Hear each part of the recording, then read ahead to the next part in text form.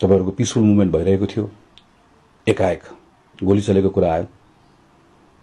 जहाँ म जहाँ थिएँ त्यहीबाट गृहमन्त्रीलाई फोन गर्यौं, आरटीएम आईजीपीलाई फोन गर्यौं, प्राइम मिनिस्टर रिच आउट गर्ने कोसिस गर्यौं। हाम्रो कुरा कसैले सुनेन, फेरि पनि सुनाउन सकिएन। साँझको बैठकमा फर्स्ट कुरा मैले गृहमन्त्रीलाई भेट्न त्यसकारणले गर्दा भनेको सम्झन्छु, तपाईँ तुरुन्त रिजाइन गर्नुहोस्।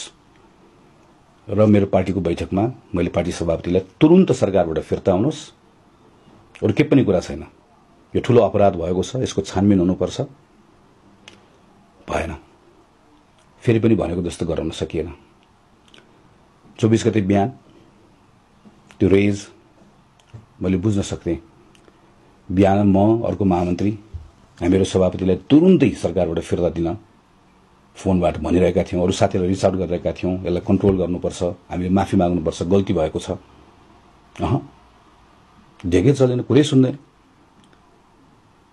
एकछिन घरमा बस्दा बस्दै एउटा ठूलो हुल मेरो घरतिर आयो, नारा लायो, ढुङ्गा हान्यो। त्यो आक्रोश म बुझ्थेँ, तर मलाई मेरो घरमा आगो लगाइला भन्ने थिएन।